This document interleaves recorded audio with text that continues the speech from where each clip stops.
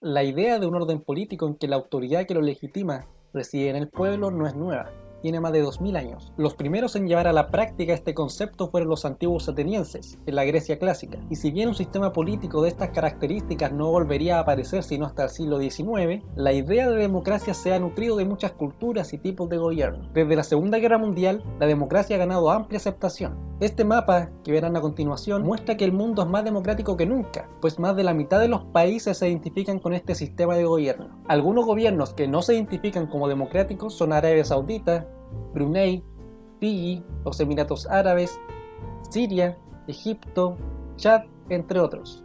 Sin duda la democracia no es un sistema perfecto, sin embargo, quizás el mejor que hemos tenido, pues garantiza, al menos en la teoría, muchos de los principios que hoy en día valoramos como sociedad: la igualdad, el derecho a opinar, el derecho a votar, la división de poderes, el constitucionalismo, el pluralismo o la oportunidad de elegir a nuestras propias autoridades. Por lo mismo, el objetivo de esta sesión es conocer los principales regímenes democráticos y diferenciarlos de los regímenes autocráticos que en el pasado y hoy atentan y atentaron contra la democracia.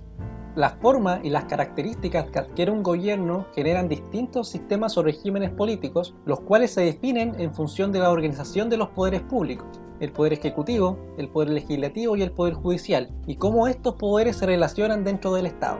El filósofo y politólogo italiano Norberto Bobbio define el régimen político de esta manera: por régimen político se entiende el conjunto de las instituciones que regulan la lucha por el poder y el ejercicio del poder y de los valores que animan la vida de tales instituciones. Las instituciones, por un lado, constituyen la estructura organizativa del poder político, que selecciona a la clase dirigente y asigna a los diversos individuos comprometidos en la lucha política su papel.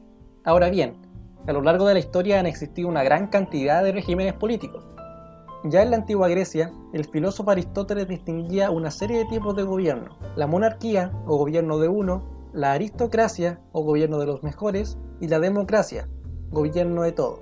Sin embargo, para cada una de estas formas puras de gobierno, existían sus formas impuras. Para la monarquía, la tiranía; para la aristocracia, la oligarquía; y para la democracia, la demagogia. En definitiva, en las formas puras de gobierno, quien administraba el poder lo hacía en favor del bien general, en favor del bien común.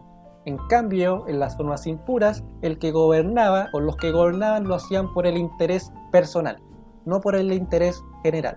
Siglos más tarde, en plena Ilustración en Europa, uno de los grandes pensadores de la historia, el barón de Montesquieu, se aleja de la clasificación tradicional que hacía Aristóteles y plantea nuevos criterios de análisis: naturaleza y principios. La naturaleza de un gobierno depende del número de personas en el poder. De esta manera, Montesquieu identifica tres formas de gobierno: la república, en donde el poder lo tiene el pueblo o parte de él, y la monarquía y el despotismo, en donde el poder lo tiene solamente una persona. La naturaleza también implica la forma en que se ejerce el poder, en base a leyes fijas y estables, como en una república, o sin leyes o sin una constitución de fondo, como en las monarquías o en el despotismo. Por otra parte está el principio. El principio del gobierno es la actitud que anima al pueblo en su existencia en concreto. La república se funda en la virtud de sus ciudadanos; la monarquía en el honor de sus gobernantes; y el despotismo en el miedo que genera el soberano en su pueblo. De forma más contemporánea, el filósofo Karl Loewenstein sostiene que la clasificación de los regímenes políticos no debe hacerse solamente mirando sus leyes o cómo se regula su institucionalidad, sino que también se tiene que observar las prácticas que se observan en ese estado, ya que la sola existencia de las leyes o una constitución no son suficientes para catalogar a un estado como democrático o no. De esta forma, este filósofo identifica dos tipos de regímenes políticos que hasta el día de hoy utilizamos para analizar esta situación: las democracias y las autocracias. En los regímenes autocráticos el poder se concentra en pocas personas, la soberanía popular no es respetada y los gobernados deben comportarse según las reglas que dicta el gobernante. Estos regímenes autocráticos se dividen en dos: los totalitarismos y los autoritarismos. El totalitarismo es un término reciente del siglo XX que se utiliza para referirse fundamentalmente a las experiencias políticas que a partir de la década de 1930 comenzaron a aparecer en Europa, particularmente en Alemania, en Italia y en la Unión Soviética. Una de las características más importantes de este tipo de gobiernos es que existe un partido único, y este partido único monopoliza todo el poder político y controla todas las instituciones del Estado. En el caso italiano es el partido fascista, en el caso de la Unión Soviética es el partido comunista y en el caso de Alemania es el partido nazi. Otra característica es la existencia de un líder carismático. Cuando nosotros hablamos del nazismo o del fascismo, se nos viene enseguida a la mente las figuras de Mussolini en Italia. Papá, no actúas como Mussolini. Hoy creí que imitaba al Donald Trump. De Stalin en la Unión Soviética. Now, live from 1944 in the Soviet Union, it's Joseph Stalin! Greetings. You know, life of brutal dictator isn't always sunshine and lollipopsky. O de Adolf Hitler en Alemania. A ver quién reconstruye tu cerebro, Hitler. También de fondo muy importante es la existencia de una ideología oficial. Esta ideología traspasa desde el Estado a todas las capas de la sociedad a través del sistema educativo. Ahora, niños, cada uno de ustedes tendrá la oportunidad de prender y de lanzar una granada.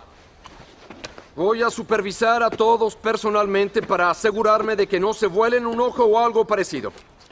A través de los medios de comunicación y de todas las formas que tenga el Estado para traspasar a su comunidad, a sus ciudadanos, la ideología oficial del partido. En este tipo de gobiernos también el Estado o el partido controla toda la economía y los medios de producción, así como los medios de comunicación. Por último, el gobierno totalitario domina a la sociedad a través de un poderoso sistema de control social y de represión policial basado en el terror, la coerción, la uniformidad y una obediencia incondicional. Muy conocido es el caso en Alemania de la Gestapo. Heil Hitler. Allow me to introduce myself. I am Captain Hermann Dietz of the Falkenhayn Gestapo. With me, Herr Muller, Herr Juncker, Herr Klum, and Herr Forsch. May we come in? Thank you so much. Heil Hitler. Heil Hitler. Heil Hitler. Heil Hitler. Heil Hitler. Heil Hitler. Heil Hitler. Heil Hitler. Heil Hitler. Heil Hitler.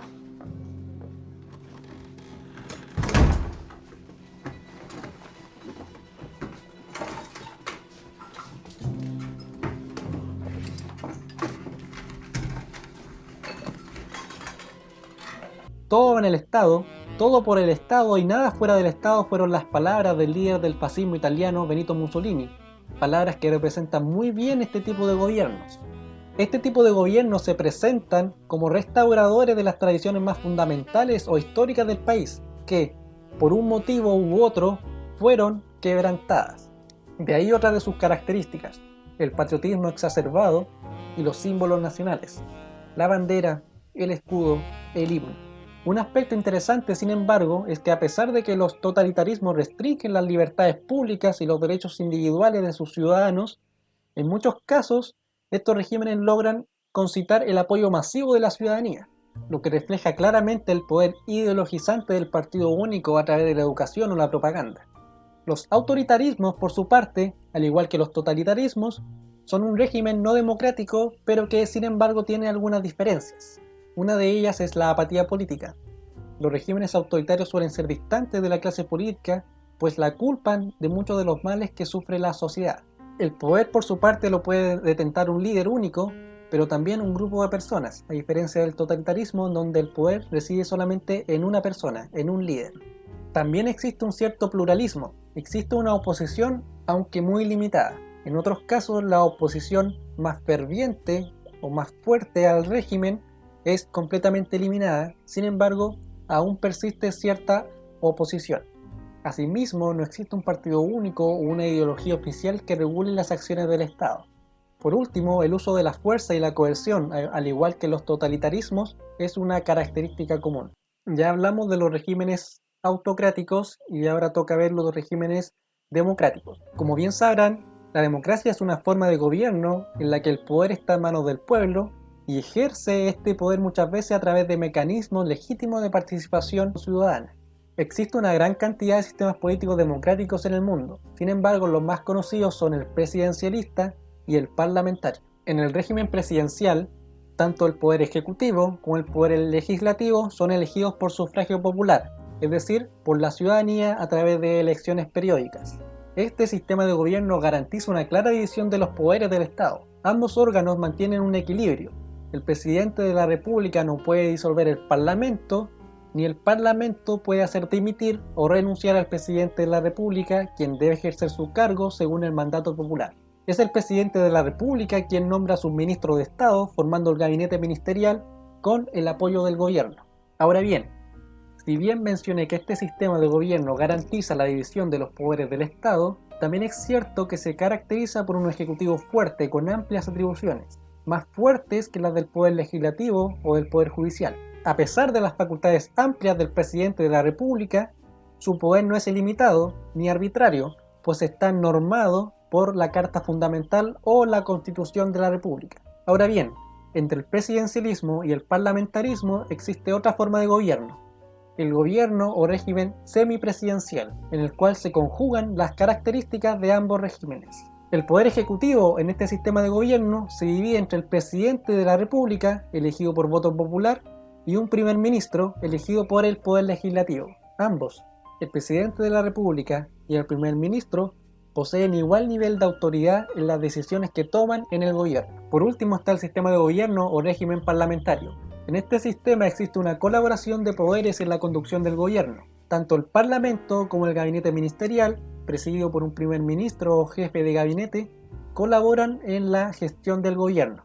Es decir, hay una colaboración entre el poder ejecutivo y el poder legislativo. Ahora, el poder ejecutivo en este sistema de gobierno es dual. Existe por un lado un jefe de Estado que carece de facultades decisorias en el proceso político, pero cumple un importante papel simbólico como factor de integración nacional, y por otro lado existe la figura del jefe de gobierno, que es en definitiva quien tiene el poder ejecutivo y quien dirige el gobierno. Para que el jefe de gobierno o primer ministro pueda gobernar, necesita la confianza y la aprobación de la mayoría del Parlamento, único órgano de representación popular. Así, bajo este régimen, el poder ejecutivo es un instrumento que ejecuta la voluntad de la población representada en el Parlamento. Ahora bien, existen dos tipos de gobierno parlamentario. Por una parte está el gobierno parlamentario monárquico y por el otro el gobierno parlamentario republicano. El gobierno parlamentario monárquico se da en aquellos estados en donde existe la figura de un rey o un príncipe que es el jefe de Estado. Su permanencia en el poder está determinada a partir de las normas de sucesión al trono. El ejemplo más clásico es el Reino Unido, con la figura de la reina Isabel.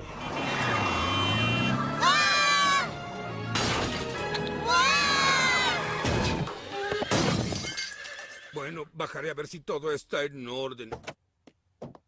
Ahora veamos. Ese golpe se lo puede sacar. Ese también, error de fábrica. Ah, ese fuego es porque venían fumando.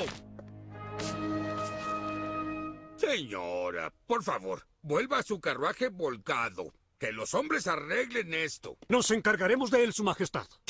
¡Su Majestad! Oye, es el carruaje de la reina de Inglaterra. ¿La reina de qué?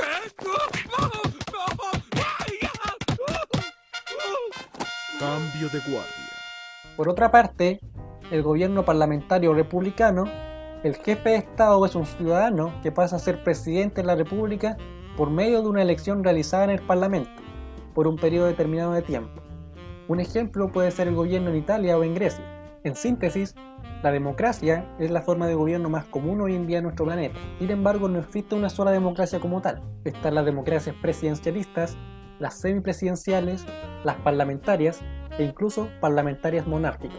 Y por otra parte están los gobiernos que son contrarios a los fundamentos de la democracia. Me refiero a los gobiernos autocráticos, particularmente los autoritarismos, por ejemplo las dictaduras que persisten hasta el día de hoy, y fundamentalmente los totalitarismos que surgieron en Europa a partir de la década de 1930. Espero que haya quedado clara la idea de la clase, que era caracterizar y diferenciar los regímenes democráticos con los regímenes autocráticos. Cualquier duda que tengan, recuerden, la pueden anotar en este video o bien consultarme a mi correo. Adiós.